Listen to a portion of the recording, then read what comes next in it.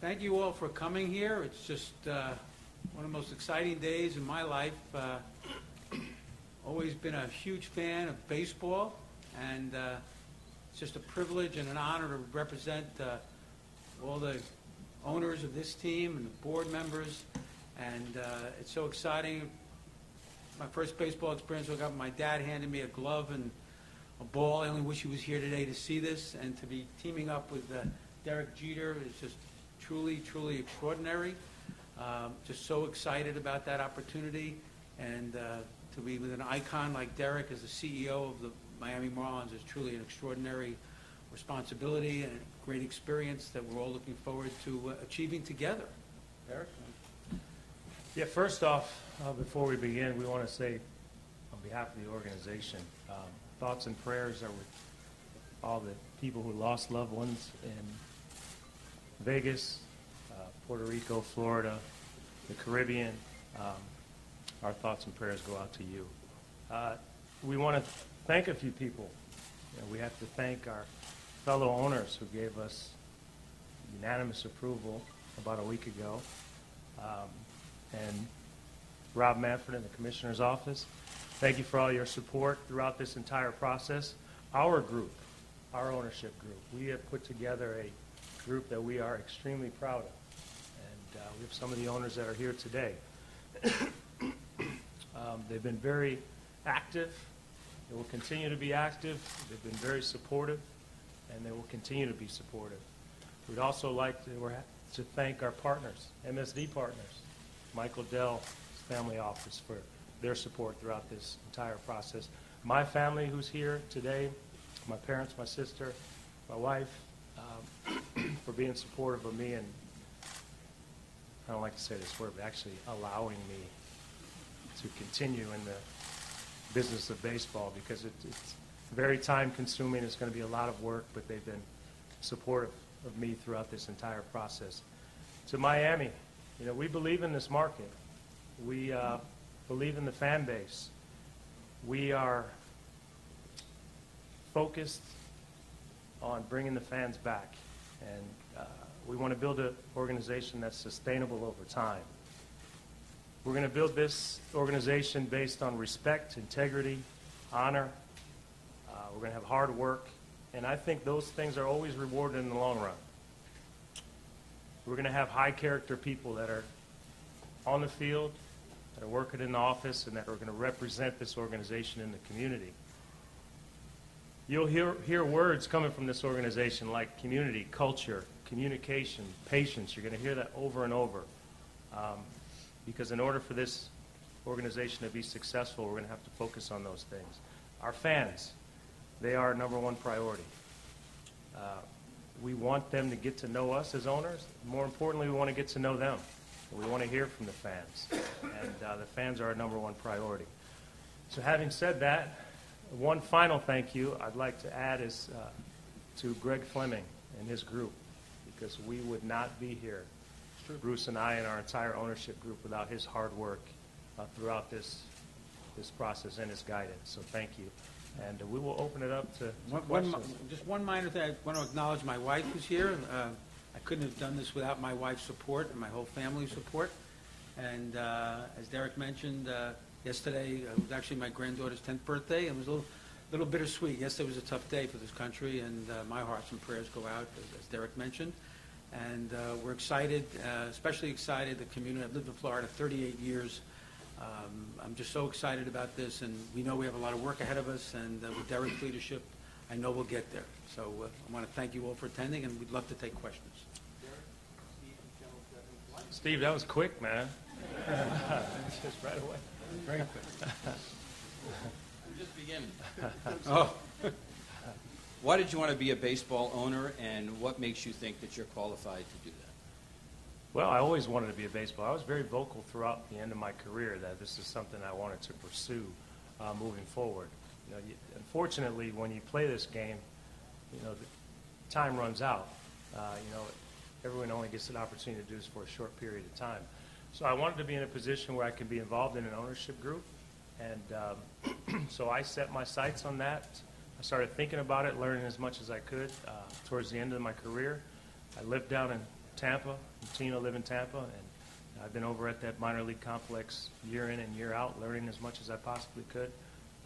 So one thing that I've learned, it's been universally said to me from owners not only in baseball but in other sports, is regardless of how much success you've had in any particular business, this is a whole other beast, and it's going to take some time to learn. So I'm not coming in here thinking that I know everything about team ownership. I do not. One thing I'm very good at is knowing what I don't know, and I surround myself with people who are much more smarter than I am, and I lean on them for advice. So we're going to put great people. We have wonderful people that are working in this organization now, and we're going to add some quality people as well that not only help me, but help us turn this organization around.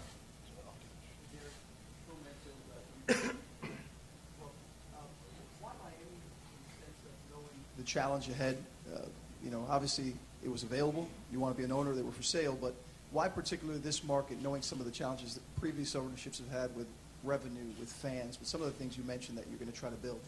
Well, why this market? I live in Florida, so Miami's very close. Bruce lives down in Florida as well. These teams don't trade very often. There's only so many opportunities you have to purchase a franchise. But I'll be honest with you, I had my mindset on this for years, and I've been looking at Miami for years. I first had a conversation with Jeffrey years ago, and he had mentioned that this may be an organization that comes up for sale. So I set my sights on it, and this is what we targeted, and this is what we wanted. But we believe in this market. We feel as though that there's huge upside, and that starts with community engagement. We need to get back in the community, and we need to, bring the fans back. Over here, Derek Bruce. Welcome, Joe Forsaro, MLB.com. I know you have a lot on your plate as you're hitting the ground running. Any update that you could offer on the status of the coaching staff, manager Don Mattingly, and anyone else that you're at liberty to say right now? Man, this is the first day. You guys are the first. We spoke with the employees right before this, but I have spoke with Donnie. I saw Donnie yesterday. It's been a long season, so he told him to get out of here and go enjoy himself and get back to his family. But, we'll sit down just like any organization does at the end of the season and evaluate everyone. But, you spoke about Donnie in particular. Played with Donnie for a couple of weeks. He was a hitting coach. He was a bench coach. So I've known him. I've developed a relationship with him over the years, and I think he's done a great job. I have the utmost respect for Donnie. But we'll sit down. Everyone will sit down once the time is right and evaluate everyone. Derek Bat here, Josh Friedman from 790 The Ticket here in Miami. I think a lot of people want to know, a lot of fans want to know the direction of the ball club. Surely you've thought about that as you've gone through this process. Are you going to, you said in your article in the Players Tribune that you want to develop a winning culture, but it's going to take time. Does that mean that you're going to build from the ground up in what is a pretty empty farm system and maybe trade some veterans to restock that system? Are you trying to get me to tell you what I'm going to do? I mean, some things you keep private, you know what I mean? We have to sit down. We're going to sit down with me and Mike and his staff and figure out the best direction to go. But, yeah, we do have to rebuild an organization. It starts with player development, scouting. We have to be strong in those areas because if you're going to have a sustainable organization over time, you need that pipeline of young players that can come in. And so we're going to focus on everything. We're going to build it from top down, bottom up, however you want to say it. But we're going to pay attention to detail. Derek, Clark Spencer, Miami Herald. I wanted to ask you, and Bruce as well, what ideas do you have in mind to try to re-engage the market here? Any specific things? Obviously, attendance is low. Just want to hear your thoughts on what steps you intend to take. There are no surprises to anybody in the group about the attendance and the media contract and all the elements. It's just, again, as Derek mentioned, it's day one here.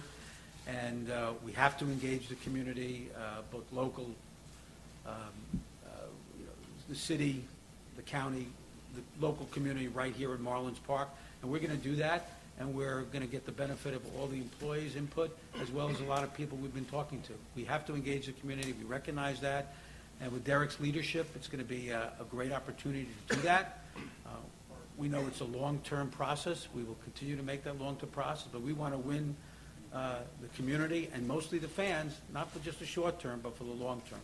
This is a long process, and we're prepared and we want to win. In the corporate world as well. I mean, we want to have partners in the corporate world, you know, and that's getting out and meeting the local businesses. We want this to feel like this is Miami's team. This is their team. We want them to feel proud of it. And you mentioned attendance. I was saying this earlier. We went to the game on Sunday. Attendance was pretty good. Pretty good. It was pretty good attendance, and it's the first game I've actually sat in the stands and watched since I think I was in high school. So I had no complaints with the attendance. What was the attendance? There was a lot of people here. I've seen one game. The attendance has been good.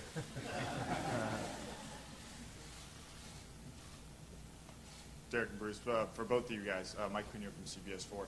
I'm curious how this partnership came to be, how you guys connected and made this work out. Derek was there first. From my perspective, I just saw that Jeffrey was selling the team, and I made a call. I met Derek right away, and it's been a long journey, 4 or 5 months, and it's so wonderful that it came to this fruition, and everybody's dreams were fulfilled here, and it's just an exciting time to be part of this community. So I couldn't be happier about that, and it's evolved, and now some of the fun aspects of the baseball side will start, albeit it'll be March 28th, I guess, but we have a lot of work to do, and with Derek's leadership and the support of all this great investor group we have, very diverse backgrounds, diverse experiences, I think we're going to achieve a lot, and we're very, very excited about the responsibility we have to do that. Gentlemen, Chris Fisher with NBC6. My question goes in regards of, it's been widely reported over the past couple of years this team has operated in the red. Does that necessitate a rebuild and a tearing down or a cutting of the payroll for the roster on the field? You know, I don't know, you know, all the numbers for the past. There were some years, I'm sure, that were different than others. It's a new beginning, as Derek pointed out. It's day one here. We're going to try to operate the team financially efficiently, successfully on the field, and we have a great starting point with some great employees and a great organization led by Derek, and really need to engage the community in a very significant manner, and we take that challenge very responsibly. And look, the best way I think you can put it is, I don't like the word tear down. Moving forward, there's going to be at times unpopular decisions that we make on behalf of the organization, but just understand that every decision that we make is for the betterment of this organization. So we have that in mind, but you know, the word tear down or rebuild, yeah, we are rebuilding a franchise, but I think a lot of times people associate those words with losing. You know, you never go into a situation and the message is that we're going to lose. You know, we're rebuilding it, and we're putting the right people in place, but everything is strategic, and we have a plan for what we're doing. But at the same time, you have to have patience. Rolly Martin, Channel 41 over here, local TV Hispanic station here locally. What kind of a ball club would you like to build? Would you like to have power hitters, maybe a right fielder that can hit over 50 home runs? You know, I grew up in New York, man. I know what you're going. What kind of a ball club would you like to build? I don't know. I don't want to sit here and answer questions without sitting down and having an in-depth conversation with Mike. It's the bottom line. There's one thing that you guys will learn about me. You will not read anything about any players, any front office, before they hear it from me. So we'll sit down, and me and Mike will talk, and we'll come up with a plan, and we'll move forward. But when the time is right, we'll let you know. Derek, Jim Barry here from CBS. We're here in Miami. Welcome. The life of a retired superstar can be pretty luxurious. You could play golf. You could. I played. I did. I tried it.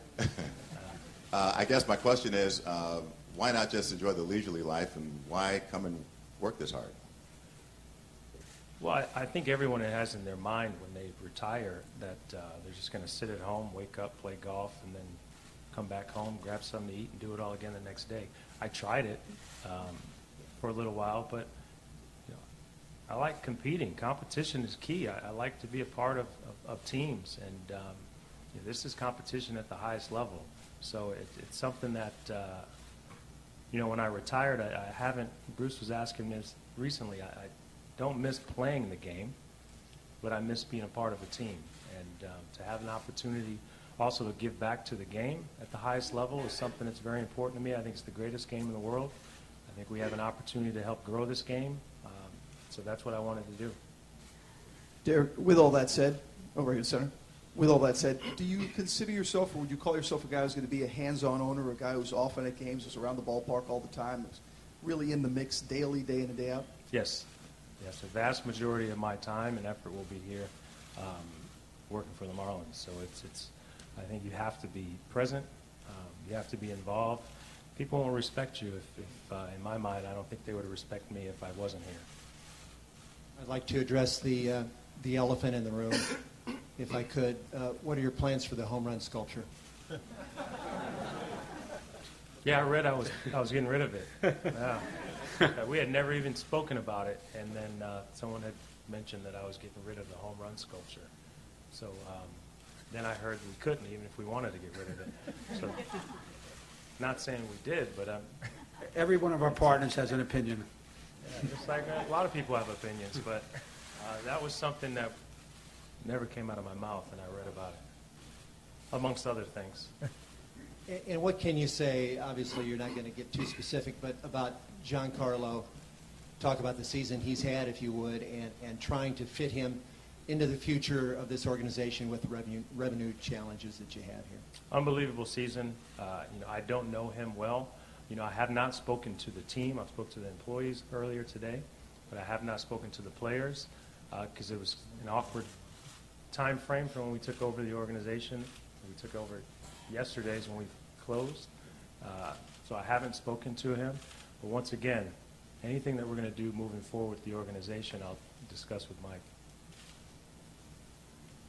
Mr. Sherman, Mr. Jeter, Jorge Hernandez, Univision 23, right over here. Welcome to Miami. Bienvenidos a Miami. Thank you. I'm over here, Mr. Sherman.